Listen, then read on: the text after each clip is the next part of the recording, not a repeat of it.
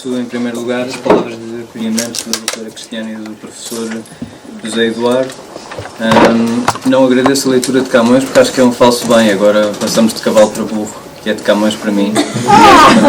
Acho que não é justo. Mas em todo o caso, queria também, antes de começar a sessão, agradecer a presença dos meus amigos, porque me faz muito feliz tê-los cá. A Sara, o Álvaro, que me lê os pensamentos e é perigoso nestas situações de ansiedade, a Margarida, por quem tenho uma estima que nunca há de acabar, e o Samuel, que é o meu mais querido, porque, bom, isto espero que não retire nenhum valor ao academismo e ao formalismo da sessão, mas o Samuel dá-me alento na humanidade, porque é uma pessoa com um coração limpo, que eu não conheço outro igual. Bom, então, em primeiro lugar, vou explicar qual é a estrutura, e a estrutura, como já devem ter visto Bom, eu tenho também uma nota muito rápida, não vou desenvolvê-la, mas digo que hoje estou cá com algum sacrifício pessoal, como o Santana Lopes na televisão, e perdoem-me se eu tiver que recorrer constantemente às minhas cábulas, porque, bom, por circunstâncias pessoais não consegui ensaiar a sessão em casa, mas à partida há de correr tudo bem assim.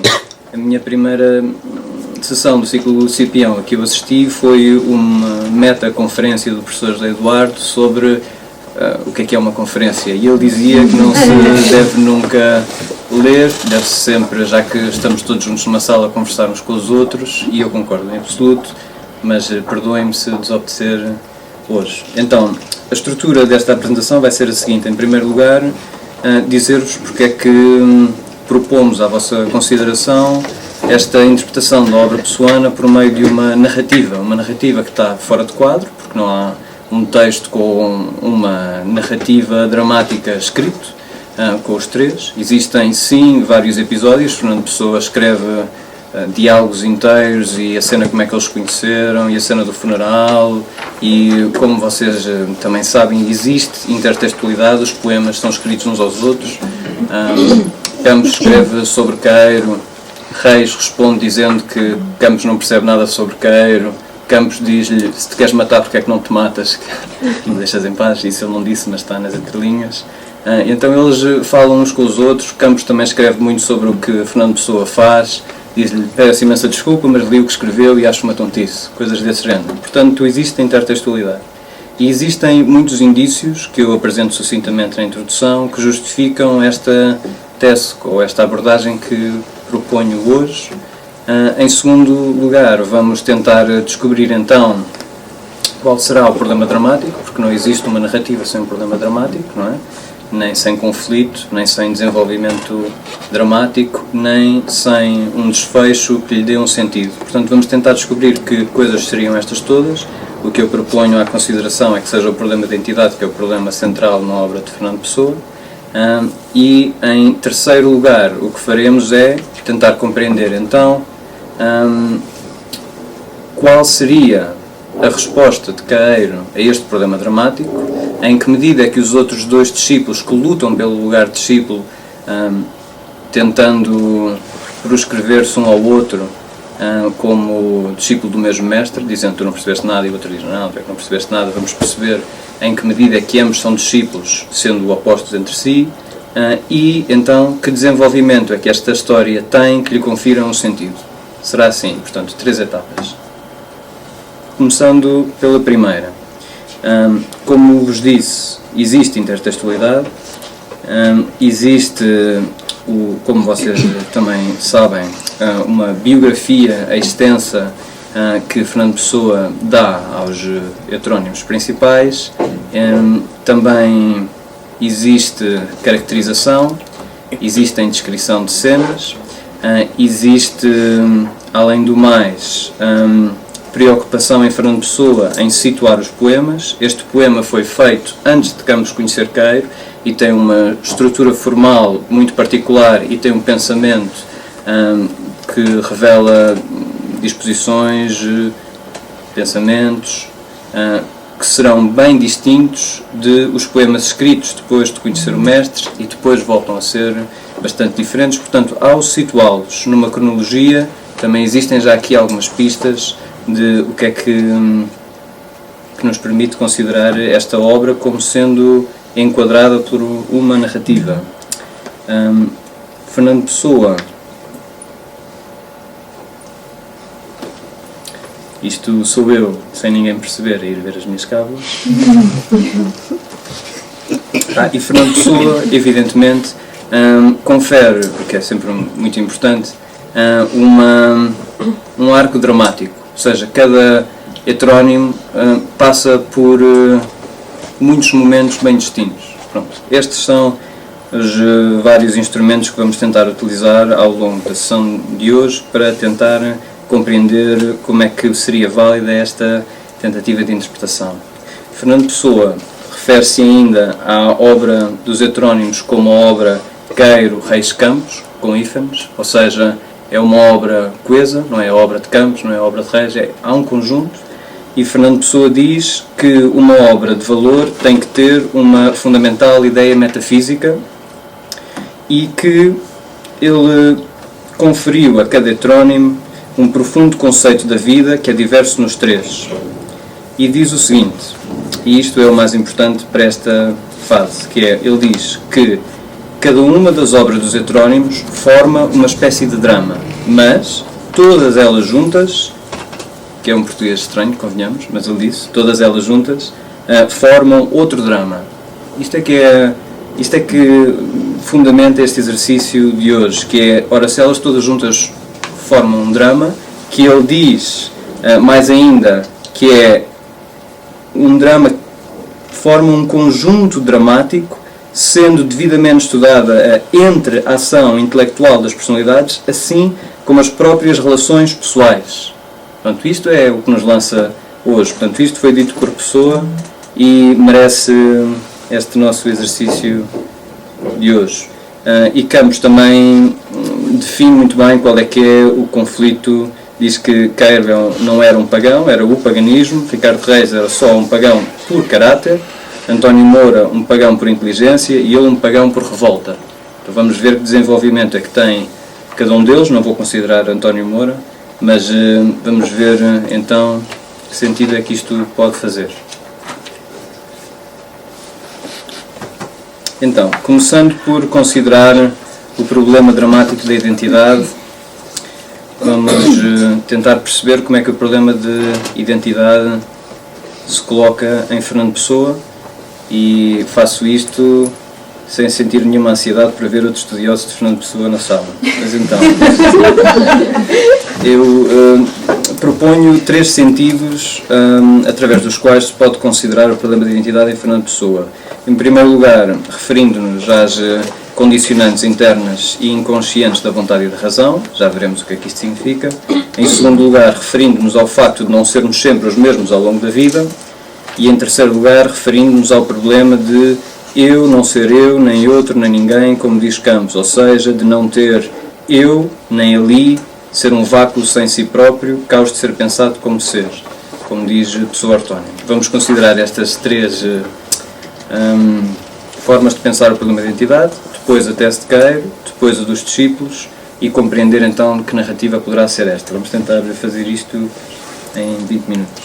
Ora, acerca do primeiro ponto, que é o das condicionantes internas e inconscientes da vontade e da razão, é um facto de que a nossa vontade e razão, que usamos para deliberar e tomar decisões no dia-a-dia, decidir que valores defender, como dirigir a nossa vida, etc., essa mesma está condicionada à partida por um conjunto de fatores que não são fruto da nossa vontade. Em primeiro lugar, temos a cultura.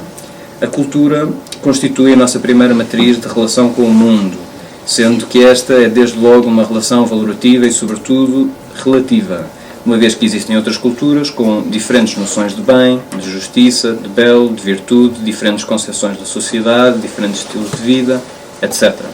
É por este motivo que Queiro diz: procuro despir-me do que aprendi, procuro esquecer-me do modo de lembrar que me ensinaram e raspar a tinta com que me pintaram os sentidos.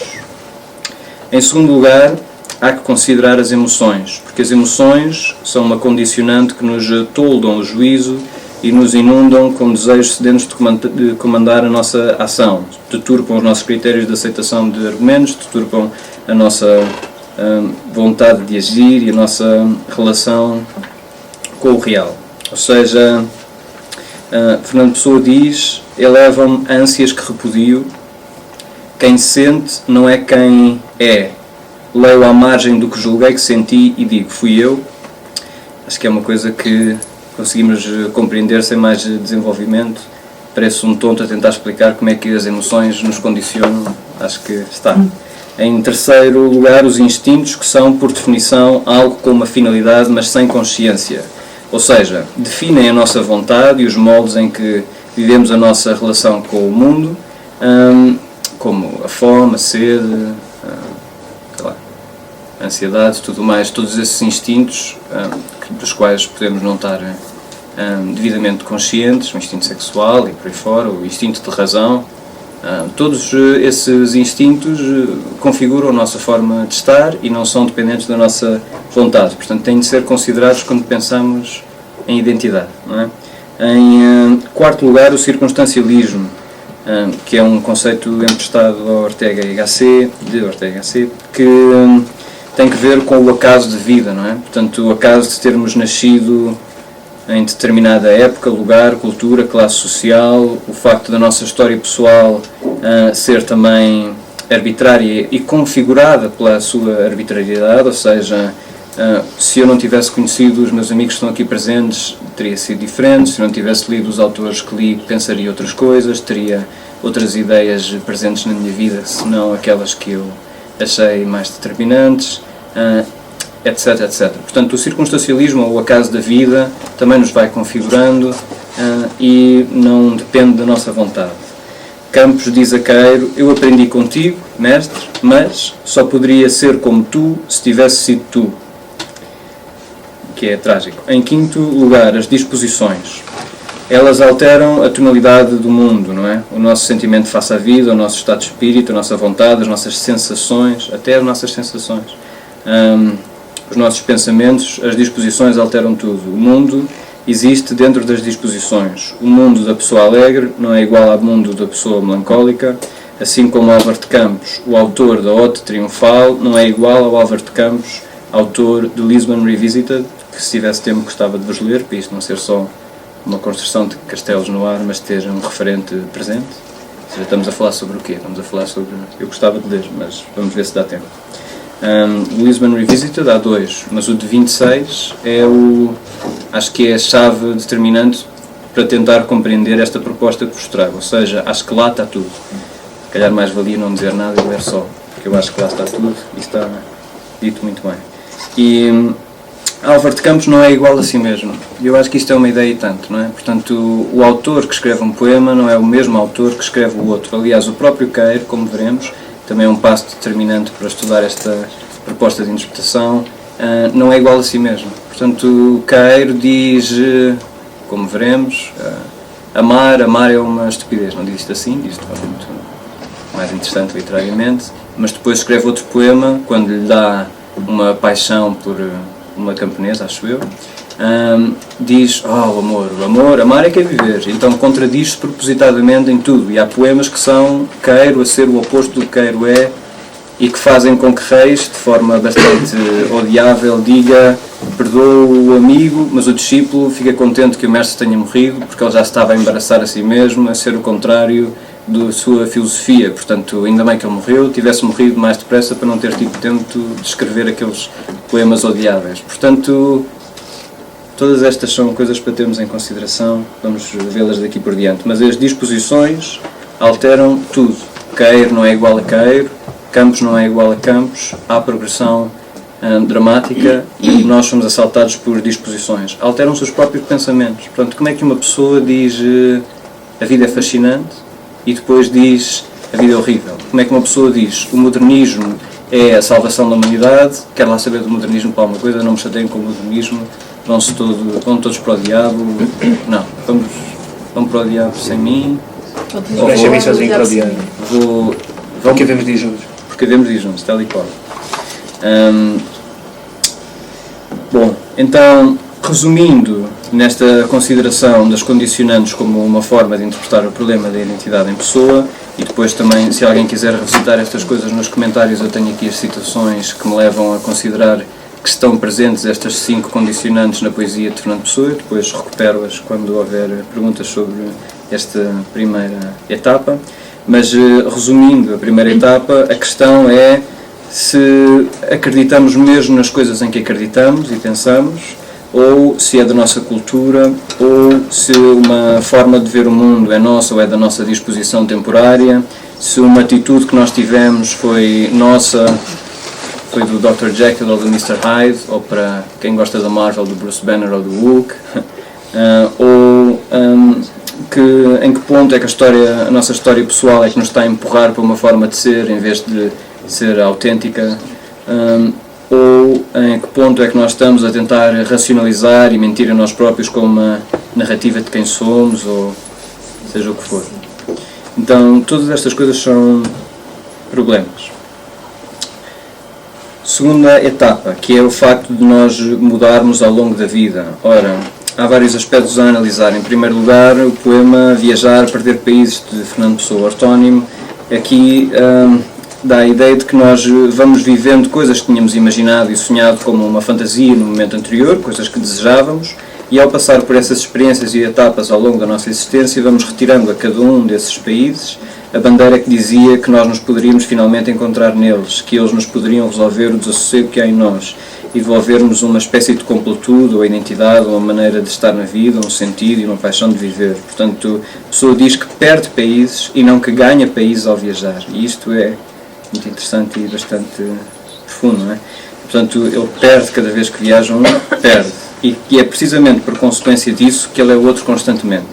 Em segundo lugar, temos a considerar o aspecto da nostalgia da infância, em que éramos outros, em que víamos o mundo de maneira diferente, em que ainda não conhecíamos a angústia da lucidez pensante e acreditávamos e amávamos no mundo, de um modo que agora não conseguimos fazer, precisamente porque já perdemos esses países sonhados, que estavam presentes em nós como indeterminação e porque não estávamos alertas para o devir e para a ausência de um sentido. O indeterminado estava, diz Fernando Pessoa, tão fortemente iluminado que havia um bem-estar que permitia que tudo divertisse, como é o caso do circo do domingo da infância de Campos, que lhe divertia toda a semana, mas agora, fechadas estas portas abstratas necessárias, nada o diverte, nem no passado consegue pensar alegremente, muito menos no futuro. Em terceiro lugar, nós passamos por várias disposições e somos assaltados por vários sentimentos e vontades numa tal mudança constante que perdemos a possibilidade de acreditar num substrato ou unidade do eu. O eu torna-se apenas um espectador à sombra que se observa a si mesmo enquanto paisagem, a mudar de cor, de vontades, de sentimentos, de opiniões, fazendo com que apenas a consciência de si, que é um atributo formal, permaneça. O eu seria apenas uma sombra dos nossos passos. Fernando Pessoa diz, narrei minha sombra e não achei sentido. Nós seríamos apenas o fio memória que liga a série de contas entes, levando todos eles uma vida aos pecados, como diz Campos. Portanto, parece não haver um sentido que una tudo aquilo que nós vamos sendo a cada momento. Estamos sempre a ser diferentes. Veremos qual é a posição revolucionária de Queiro a este problema daqui a pouco, mas falta pensar noutra forma de colocar o problema da identidade em relação a não sermos sempre os mesmos ao longo da vida, que tem que ver com um poema de José Régio, que diz que nós não somos sempre os mesmos ao pé de toda a gente, não é? Portanto, de forma bastante resumida, sem perder muito tempo aqui, se eu chegar a casa e se a minha mulher, que não tenho, me dissesse como é que correu o dia, eu dizia, estou tão cansado, correu tão mal, foram os parvalhões lá no emprego, também não tenho, mas dizia isso. Mas se o meu vizinho, segundos depois, tocasse a campainha e dissesse como é que foi o dia, maravilha, então não foi, e agora o Sporting joga, maravilha. Ora, eu estou a mentir a algum deles? Com certeza que não. Portanto, nós temos diferentes posições sociais, diferentes papéis nesta espécie de drama da vida ou de teatro, e então eu estou a ser genuíno, estou só a cumprir papéis diferentes. Ou seja, enquanto professor, houve um aluno que me perguntou se eu alguma vez me tinha embebedado e eu disse que disparate nunca, não é? Disparate, não é? nesse mesmo fim de semana, certamente. Mas então, não é uma questão de mentir, é uma questão de cumprir papéis sociais. Eu não estou à espera que o revisor do comboio me abrace como abraço os meus amigos, não é? Não gostaria nada. Mas, então, vamos mudando, e isso não significa que estejamos a mentir, mas significa, então, que raio sou eu? Há um papel que sou eu e os outros não são eu? O que é que se passa aqui, não é? Problema. Bom.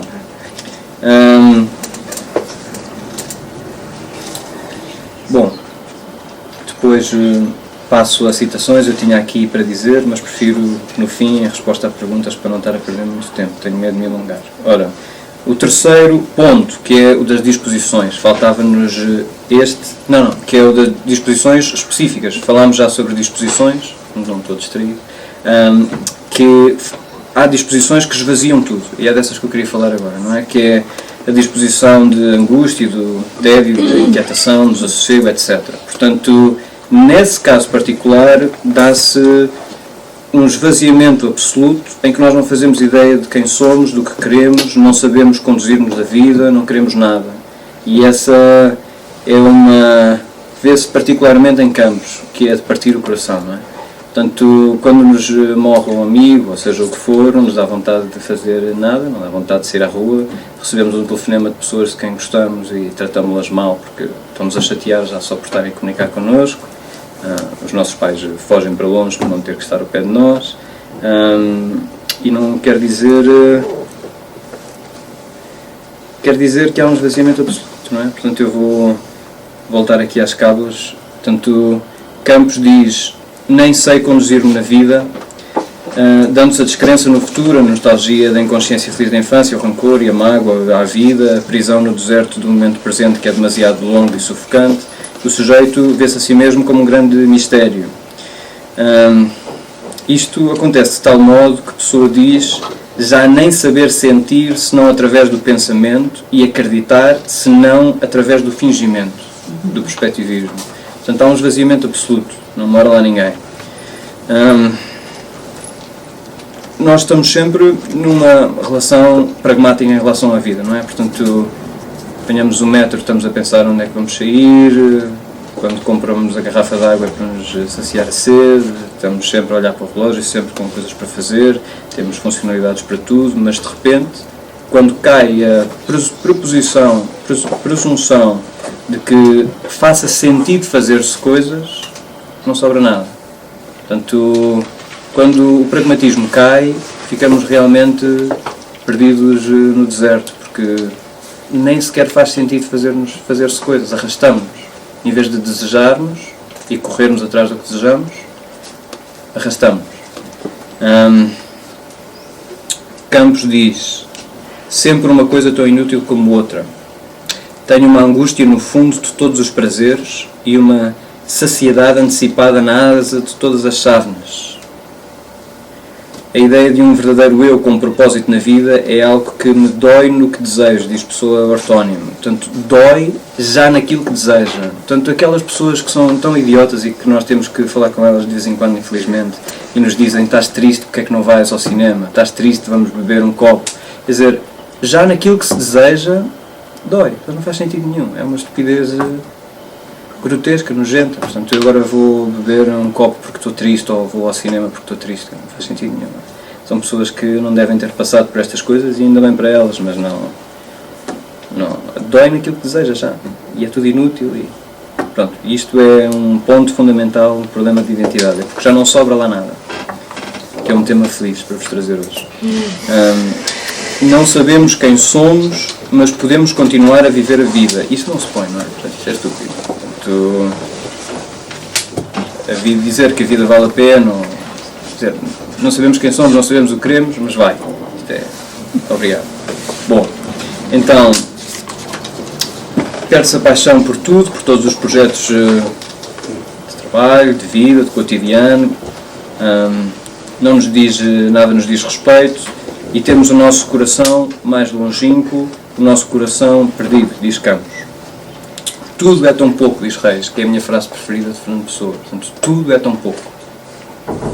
É maravilhoso. Ficamos como o burro do Buridan, não sei se vocês... Portanto, Portanto, nem sequer conseguimos escolher entre duas coisas. Temos aqui dois blocos de feno, não é? E morremos à fome. Fartos. Bom, então, qual é a tese de Queiro? Que resposta é que Queiro tem, que lhe confere o estatuto de mestre? O que é que Queiro tem que ver com o problema de identidade? Porque é que ele tem discípulos? Porque é que Fernando Pessoa olha para ele com tanto carinho? A minha ideia é que Queiro seja uma espécie de cura, seja uma espécie de libertação. Como Nietzsche tem uma passagem em que diz que um soldado de repulso, para se libertar dos horrores da guerra, não vai nem beber copos, nem ser viril, nem vai fazer amor com a mulher, nem nada. O que ele faz é deita-se na neve e espera. E então a ideia é de que tem que haver uma limpeza. Eu acho que Queiro é essa espécie de limpeza, de libertação a tudo. Acho que a resposta de Queiro para Fernando Pessoa passa por isso, por uma espécie de cura de soldado deitado na neve. Não se mexe, não quer nada, não pensa em nada, só quer é que desapareçam estas marcas e estas inquietações e angústias.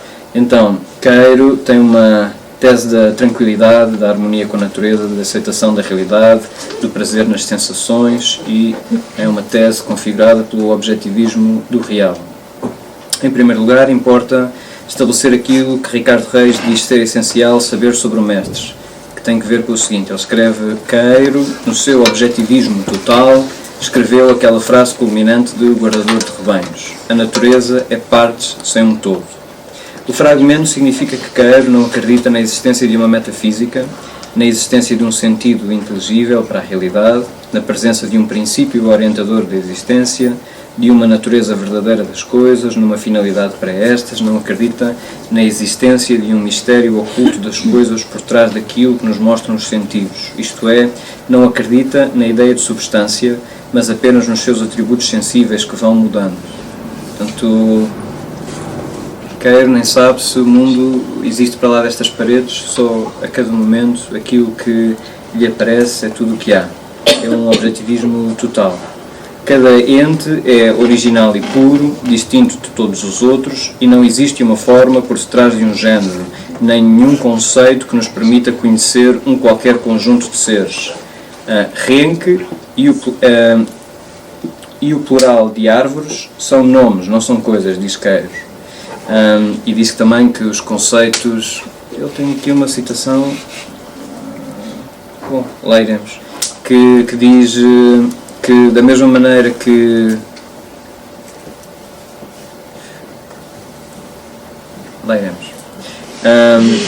Cada ente é original e impuro, já disse. Bom, não existe para o mestre uma identidade permanente no tempo que é concebido como devir, ou seja, como cada instante constituir toda a realidade existente e tudo isso morrer com a chegada do momento seguinte. Isto é, o momento presente está sempre a ser renovado e sempre em mudança, sendo a recordação do passado uma traição à natureza, diz ele. Não diz assim, certamente, mas e o futuro é inexistente e incerto. A isto se chama ser objetivista total da realidade, só acreditar naquilo que nos dão as sensações a cada momento. A linguagem e os conceitos não conseguem, portanto, explicar ou entender a realidade e são uma ilusão inventada pelo homem. Não havendo uma verdade, também não existe moral. Ele não representa, nunca finge ser alguém diverso daquilo que está a ser e sentir, ele nunca censura o seu comportamento, ele é o que for a determinado momento, é o que a sua vontade e sensações fizerem de si. Ele é, nas palavras de Campos, tão seguro como o sol fazendo o dia involuntariamente. Não existe moral, mas existe a tranquilidade de estar de acordo com a natureza, o que gera um bem-querer e não rancor, ódio e violência. Isto é evidentemente importante. Existe uma completa aceitação do estado de coisas, seja ele qual for. Não existe, portanto, um dever ser da realidade, não existem injustiças dela para connosco, somos nós que não devemos ter expectativas sobre ela. Queiro diz não ter tido nenhum desejo na vida, sem ser estar ao sol quando fazia sol e estar à chuva quando estava chovendo e nunca há outra coisa, que é maravilhoso. E ele também tem um poema sobre alguém que parte uma laranja ao meio, mas uma tem mais um gume do que a outra, e ele diz, eu fui injusto para alguém. Não, é assim, é a vida. Portanto, ele também não diz isto assim, não é? Mas a ideia é de que a vida não é injusta para ninguém, e que nós não devemos ter expectativas nenhumas, e que aquilo que for é aquilo que é, e tem que haver uma plena aceitação disso, e uma justificação da natureza assim sendo. Ninguém nos traiu, ninguém nos está a fazer passar por provações por mal, nem nada dessas coisas, não é? Bom, devemos concentrar-nos na única coisa que existe, nas sensações do presente, e ter prazer com elas, estar de acordo com isso. A dor deve ser recebida com tranquilidade e sem oposição. Também precisamos dela para sermos naturais, diz ele. Mas é para ser esquecida. Não devemos pensar nela, nem guardá-la. Ela não é injusta, a vida é como é, e comer-nos-á a todos de igual modo, sem discriminar, como as duas metades da laranja, que ainda para mais foi ele que a comeu às duas. Não estava mesmo a ser injusto com ninguém, não é? Para resumir a posição de Queiro sobre a identidade, basta ouvir o que o discípulo Ricardo Reis descreveu na sua prosa, a saber, só um louco, julga que o número 5 é uma coisa, mas o número 5 é útil em relação apenas a nós e à nossa imperfeição. Ora, o mesmo se passa com a nossa identidade, e passo a aceitar, não por não sabermos se não há, mas é por sabermos que ela é uma ideia abstrata que não há, uma vez que o objetivismo vai até à sua conclusão fatal e última, a negação de um todo, que a experiência dos sentidos não autoriza sem a intromissão, para o caso externa, do pensamento, diz Reis, e é exatamente assim. Portanto, a resposta revolucionária de Queiro para o problema da identidade é fabuloso.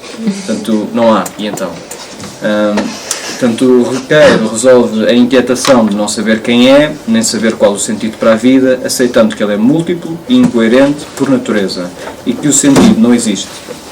Ele resolve não pensar, nem se incomodar com isso, aceitar que não existe mais a explicação para que a palavra explicação não ter sentido nenhum. Também acho delicioso. Vou repetir.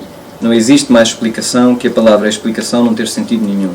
E que as coisas não têm significação, têm existência. Ele vive com esta tranquilidade e alegria, com prazer nas sensações do momento presente, sem nunca se censurar a nível de comportamento. Ele não se importa com o que os outros pensam dele, acha que todos os males do mundo vêm de nos importarmos uns com os outros, quer para fazer bem como para fazer mal. Também é de um texto de Queiro. Portanto, todos os males do mundo vêm por nos estarmos a importar uns com os outros. Ele quer ser, não o Alberto Queiro, mas o animal mais humano que a natureza já viu. Também é uma frase dele. Pronto. Esta destituição de identidade e anulação do indivíduo nas sensações e no exercício da incoerência vital, na relação estética subjetiva que tem com a realidade, mediada pela aceitação e contentamento, não seria concretizado em Reis pelo seu orgulho intelectual, pelo moralismo e pelo medo da dor e do destino, que é feito de um devir sem um plano, inconstante, por vezes um pouco cruel no seu entender, e por um descontentamento face à realidade, uma vez que não se segue um princípio e que nos magoará através daquilo que desejamos. Portanto, é inevitável. Até o Reis não conseguiu evitar apegar-se ao mestre, e quando o mestre morre, sofre. Evitou a Lídia, mas a vida apanha-nos sempre por aquilo que desejamos e por aquilo de que gostamos, apanha-nos sempre. E então, por estas razões, Reis não consegue ser Queiro, e Campos não consegue ser Queiro pela nostalgia, pelo apego à dor, pela sua lucidez, pela angústia disposicional, pela inquietação do futuro e do porvir, e pelo inconformismo, ou seja, pela revolta, como o próprio Campos sabe tão bem de si. Ele diz: o meu mal é o meu temperamento. Portanto, se fosse ele Queiro, adoraria ser Queiro, mas não consegue, porque o seu caráter é de revolta. Então, tentando ser... Eu não sei quanto tempo tenho, Cristiana, eu posso perguntar? Então ainda bem que perguntei, porque vou saltar estas etapas de como é que Reis e Campos interpretam o mestre.